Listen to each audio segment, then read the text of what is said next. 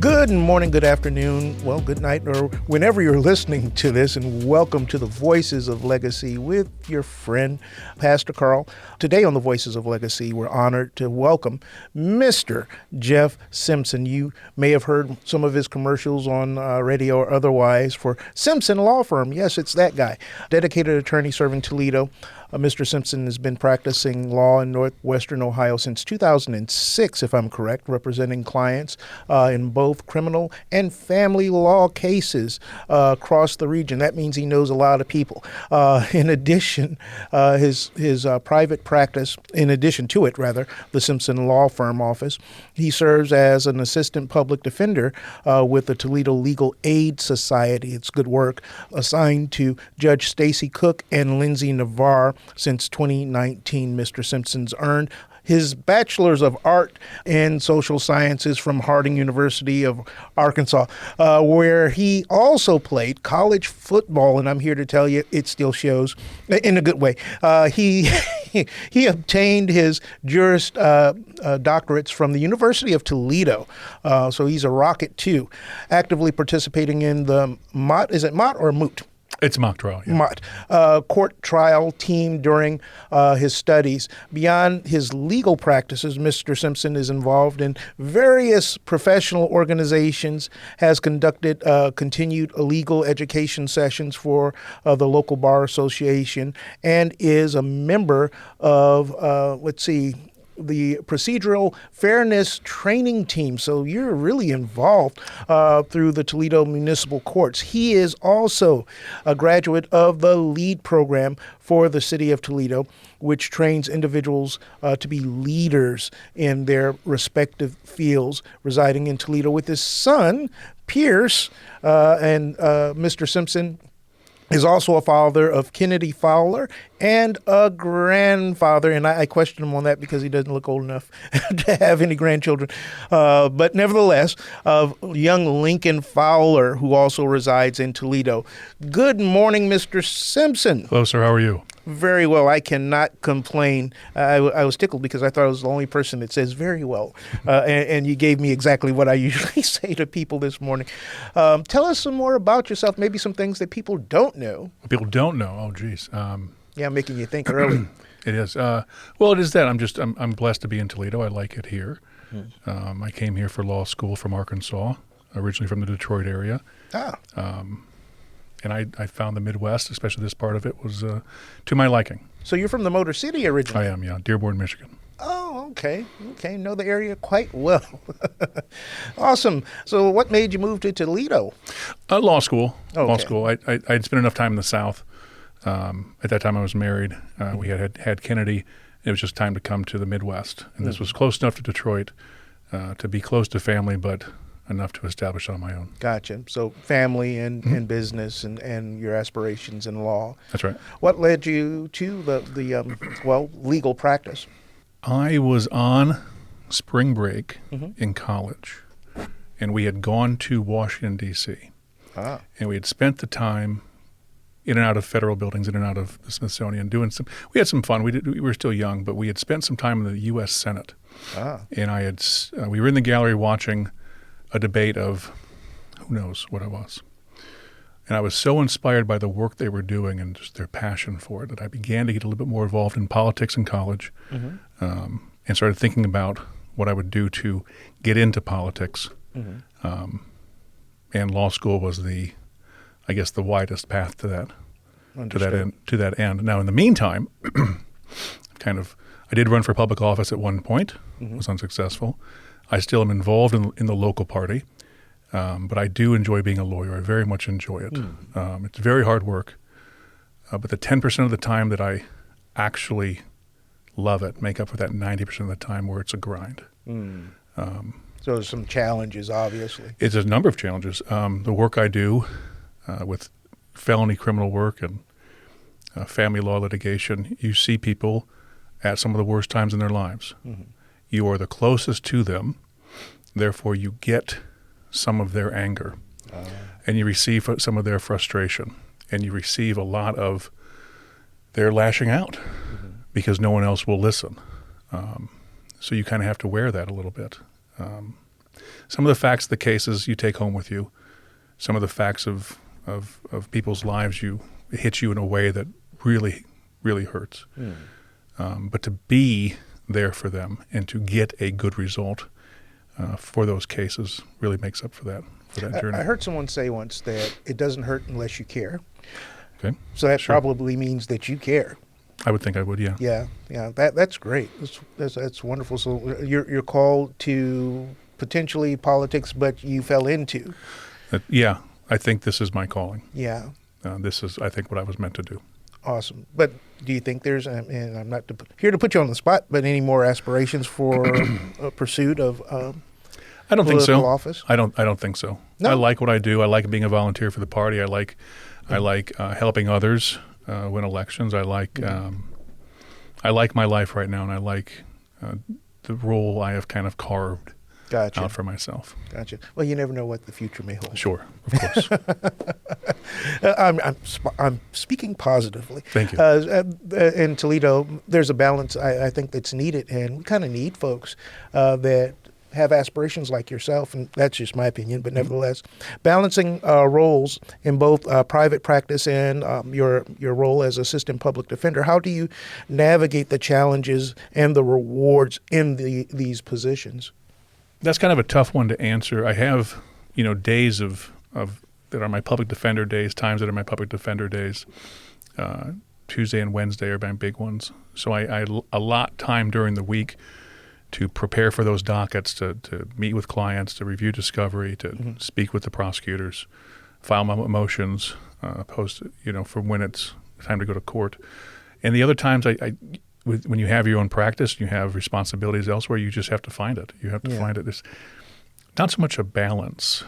It's a lot of hours, and it's a lot of work. Well, I can appreciate, not being an attorney but formerly in law enforcement, that there's a huge difference between a divorce and somebody that's trying to avoid going to prison.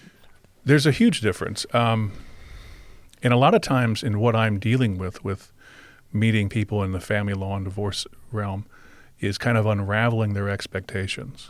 A lot of clients I have a television view of what a divorce is. Yes. Let's just have them sign. Like, we have to go to court. We have to. The judge, I tell people this isn't necessarily true, but they're lonely and they want to see us. They want us to walk in and say hello and do the statutory requirements require you to test on the record for the finding of it. But a lot of times in family law, things don't move quickly, which is to the benefit. Yeah. Oftentimes, you did not get married quickly. You put time into this relationship. You put time into building equity in your home. You put time into your job and into your 401k and your retirement account. It takes time to kind of separate those things out. We don't do things quickly. And speed is not the friend of the litigator. Efficiency is. Could be dangerous. It can be dangerous. You'll miss something. I mean, getting things done over with now never is a good option. And I'll have clients, I want this over with today. Okay, then we'll give him all the money that you have and the kids and the house, and we'll walk away with nothing. But I can get that done. I can get that done today. Of course, that's not what you want. Yeah. We want to be able to find that balance between a good outcome for your long-term goals, your medium goals, and then, not wasting our time. So building your public persona, because I think just about everybody in Toledo has heard some type of advertisement from Simpson Law Firm. Has that been a goal of yours as far as getting the word out that you exist? I mean, it seems like you've done a good job at that. Oh, thank you very much. Social media has been a help for that, both through Instagram and Facebook and the various other outlets. It's a goal to make your name known. I've tried different outlets before with television commercials or radio, but you don't want your phone to ring all the time. Yeah. You want to be found. I need people to find me when they need me. If I was selling Pepsi, it'd be a different thing. Understood. Most of my clients need me once, maybe twice in their lives. They don't need me every day. Well, I could see somebody getting divorced and then needing criminal defense. That kind of makes sense. Sometimes there's an overlap. Just a little bit. Yeah. But often you want to be found. Yes. That's the goal of our industry, is to be found. And you want to create credibility. So a lot of my postings on social media give a little bit of the information away. And that's okay. I'm okay with that. Yeah. I think it's more meaningful to have a connection with somebody. We're all scrolling through our phones and our devices. Oh, yes. 3-4 seconds. We're all doing it all day long. If I can connect with somebody who says, look, I know what I'm talking about. This is how we do things. This is something to consider if these things are happening to do. Today's post, I think, was what happens if a parent keeps a child from a co-parent, which happens from a variety of reasons. There's many different ways we can address that. Come talk to me, that kind of stuff. So you're giving away, I guess, counsel to a certain degree. No, I'm not giving away counsel. That's specific. The bar doesn't want me to say that. It's not legal advice. But sharing knowledge, sharing experience, sharing how one would attack something and providing options. Useful information. Sure, useful information, yeah. Gotcha. That's right. Gotcha. That seems like you're looking for quality even with your clients. A lot of what I do in the beginning of contact with a client is trying to get to what they're expecting, okay? So if I can set a tone before we meet, then our meeting, our consultation, our initial consultation, will be so much more efficient and so much easier to do. A lot of what we do in the consult is kind of unravel what they've heard from someone else. A lot of times their uncle or their friend or their coworker has been divorced, and they'll give someone their experience, which will then set a bad expectation. Sure. Yeah. Okay, so now we have to talk about that. Let's talk about those things in the macro. Let's talk about what the goal of the court is, or the goal of this action. What are we doing here? What do these terms mean? What does split custody mean? What does shared custody mean? What do all this stuff, mean? So you can understand how we go forward from here. Yeah. And I have no problem sharing that with everybody. Yeah. I think it makes a better community to know these things. If we have a shared language, we can get things done a lot faster. I'd ask, do you have any books or anything that you've written? I do not. No, I have not. I don't have the time for that. Kind of sounds like you got one in you. Maybe I do. It really does. Your involvement in the procedural fairness training team in the LEAD program, it kind of indicates a commitment to leadership and fairness in the legal system. Can you share more about these roles and these different organizations? Sure. The LEAD program was put on a joint venture between the county and the city to identify people mostly in public service who will lead from the middle. And leadership is about connecting with others. It's about knowing your position. It's about having credibility, establishing credibility, and then it's not just that those orders. It's we have that. It's not about just being the boss, right? We have the drill sergeant mentality of a leader. That's not necessarily. It can be. Yeah. My daughter Kennedy is a member of the armed services, so she can. Those drill sergeants to her when she was in basic training. Those were leaders, but they also had credibility. Yes. They knew how to read a map. They knew how to get the work done. They knew how to push and pull and push and pull. So in the private sector, a lot of it is connecting with people. It's a lot of meeting them where they are, knowing what they value, and seeing how they see a problem. Yes. And then we attack the problem together. That kind of leads back to your previous comment about people kind of looking at a circumstance, in this case being a leader, from a caricature based on a movie or a film or a television show. I found that even in my own life. This is truly about you, but I remember back in Holiday Inn training, and I was training to be assistant manager. I was super young, and I thought that I'm the boss now. I'm not working for my dad anymore. I can tell people what to do. Everybody's working for me. I'm the head guy, and you're going to do what I say. Right. And it didn't work. No, it didn't work at all. As a matter of fact, I almost lost my job with that mentality. You have to be humble and listen and actually implement the rules of operations established by whatever the responsibility that you have. Sure. Yeah. I think a lot of people want to be led. We are attracted to strong leaders. We are attracted to good leaders. It makes with credibility. Sure, and it makes people that have to respond to a manager. If they have a good boss, a good manager, they're happy at their job. They'll do anything. Almost. They're happy at their job. Yeah. There's no stress there. They don't have to work for. We've all worked for a boss, in a variety of times that was bad at his job, that made your job harder. Yes. No matter what it would be. So a lot of times with leadership, it's about connecting with not just the people you're leading, but other leaders in different silos, different industries and organizations. And that's the kind of stuff we worked on in that course. It was about a year-long course. Oh, really? And is there a cost entailed in that? It was that I can't speak to. Oh, okay. But it was. Oh, okay. Just wondering. Having run for public office and actively participated in Lucas County Republican Party, what motivates you to engage in public policy in the public arena? How do you think your experience may influence that?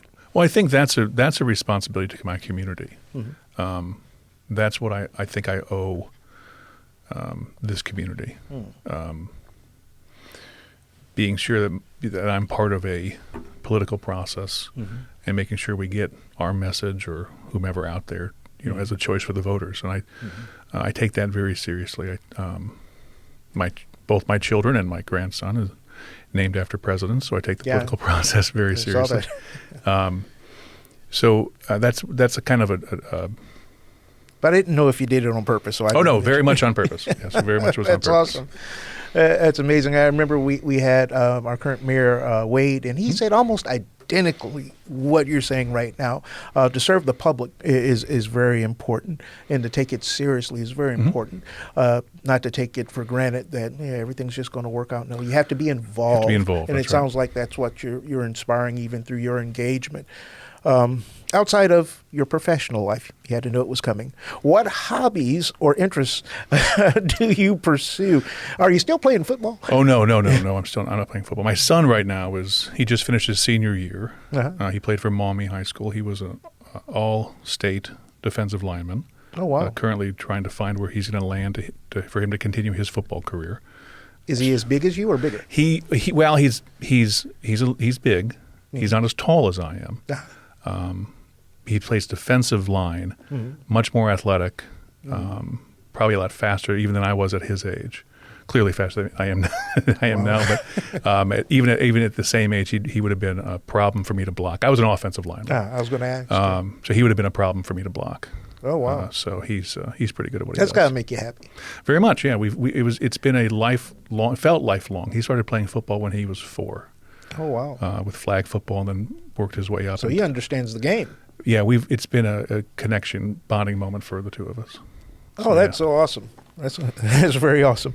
So family seems to be an important aspect of your life. How has being a father and a grandfather and a professional shape your perspective and priorities for your personal and professional life? Has it changed yet? Has it changed? I will say that being a father, I can appreciate what other fathers go through in not seeing their children and wanting to see their children and wanting better for their children. I can appreciate some of my clients in the criminal realm being separated from them and how hard that is for them. Being a grandfather, I think I can see, not to be morbid, a light at the end of the tunnel in the next generation, so to speak. What you're leaving behind. Sure. And then you start thinking about, what am I leaving behind? How is this community better for my children and grandchildren? That realization comes on you when there's, more generations running around. So I think that being a father, being a grandfather, I do connect closer with my clients, even with both genders, because women want to see their children just as much as men do, and they want their children to succeed. So it's a connecting point with my clients. Awesome. So I guess maybe this may lead to another question. I'm sorry for backing away from the mic, but I'm just thinking. Without disclosing anything, of course, you're an attorney, you're probably pretty good at this. What has been some of the hardest cases that you've had to deal with since you've been practicing? And how did they affect you? There's 2 ways you can answer that. It's the facts of the case are so shocking, or the procedures and the end result are poor. So when you do any kind of case in which another person is hurt, those are tough. But you have to represent your person. You have to represent your client. You have to represent the person who you have a duty to, or don't take the case. I mean, so. Have you had to decline any criminal cases? I have in the past, but most of them I take on, and I understand my role here.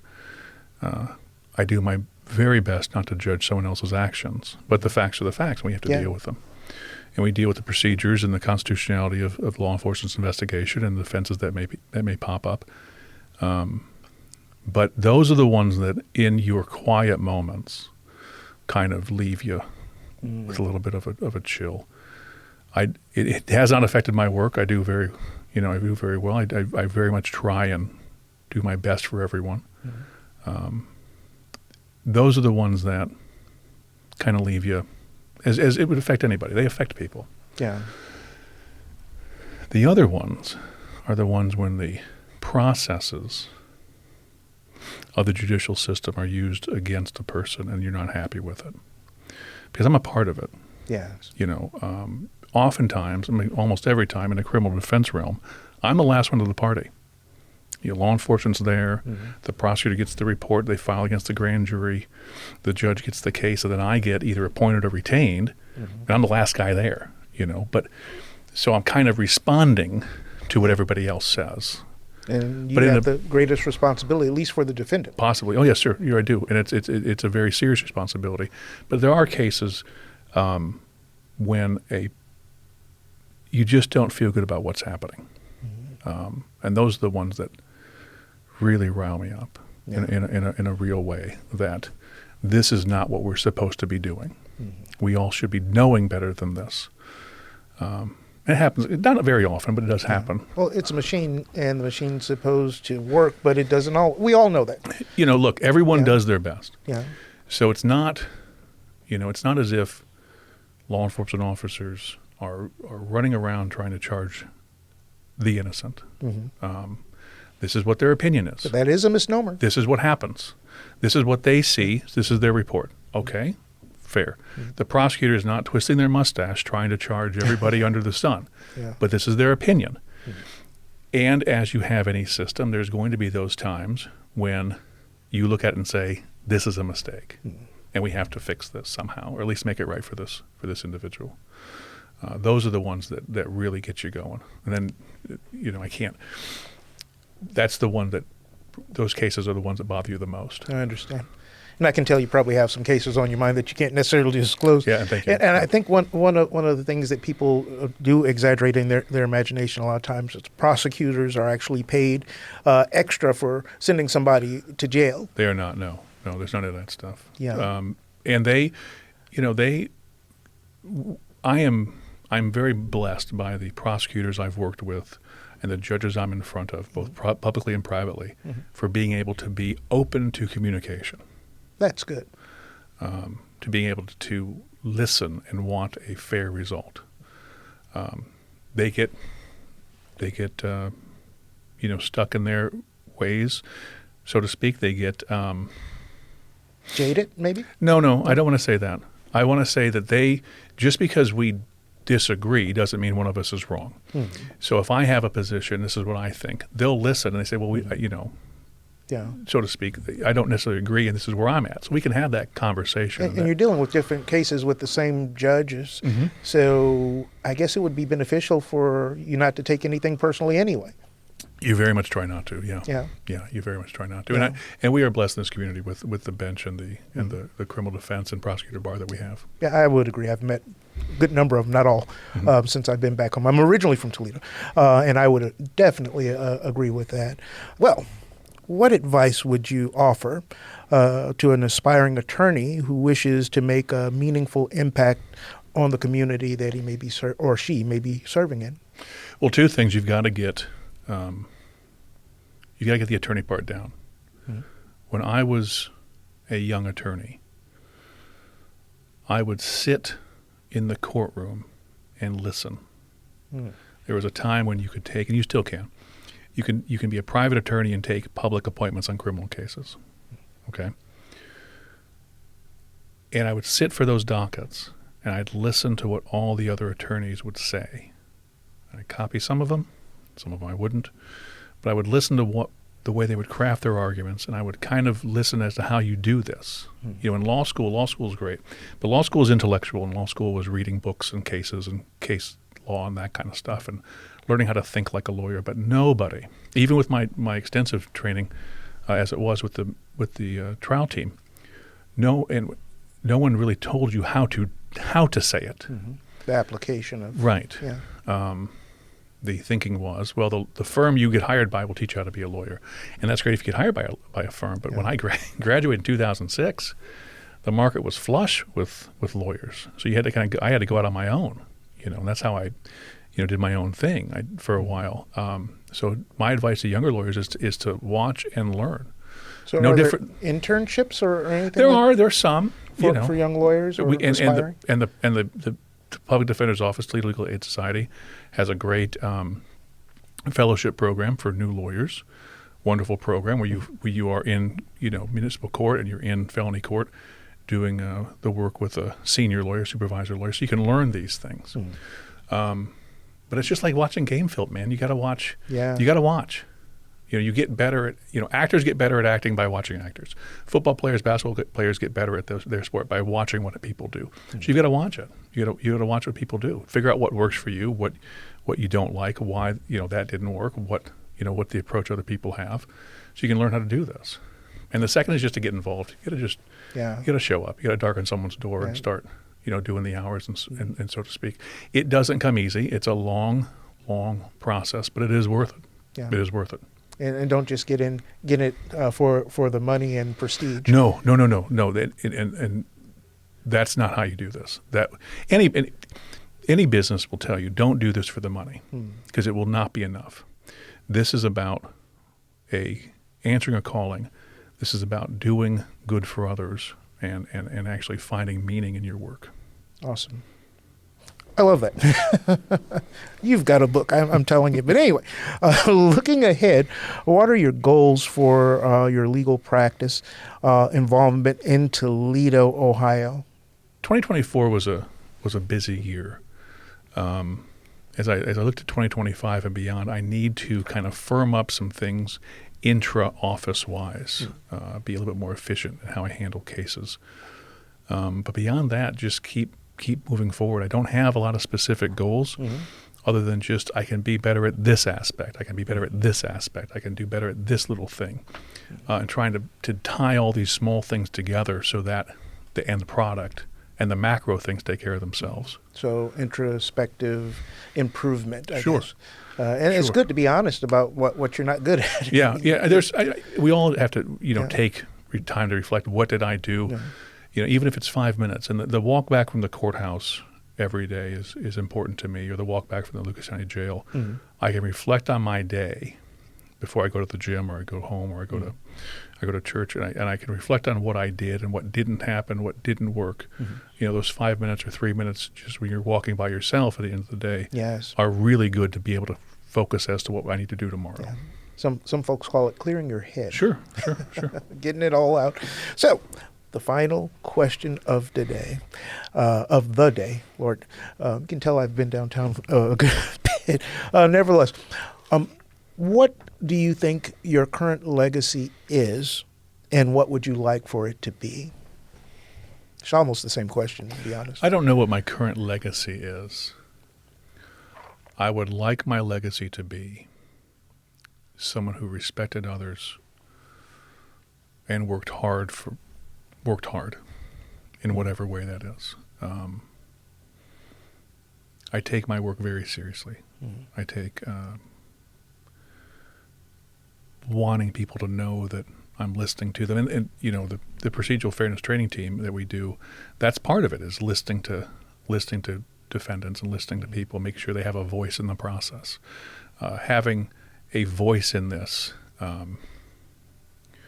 in their own future is meaningful, and it lowers recidivism, and it lowers other aspects of crime and court participation. One of the things about me, you referenced this at the beginning, I'm a big guy. I'm 6'4", and I have dark features, and my hair is long, my beard is dark. It's not as dark as I'd like it to be. But well, that's wisdom. Sure. Yeah. What I don't want people to do is to feel like I'm bullying them into anything. Understood. I know how I appear. So I want my legacy to be someone who listened and respected others and worked hard. Awesome. Awesome. Well, I think you may be accomplishing a good bit of that by your reputation, but that's just me speaking. Thank you very much. We thank you for joining us for the Voices of Legacy today. Be kind to someone, and we'll see you soon.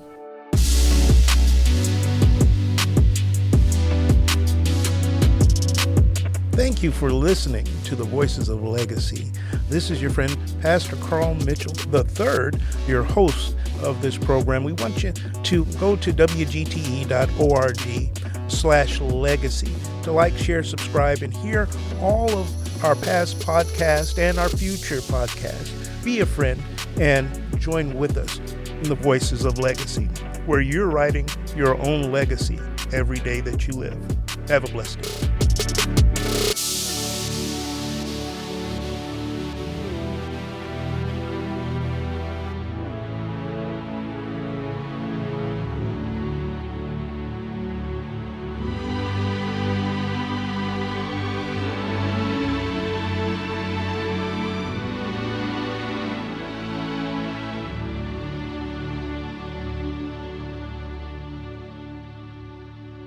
WGTE.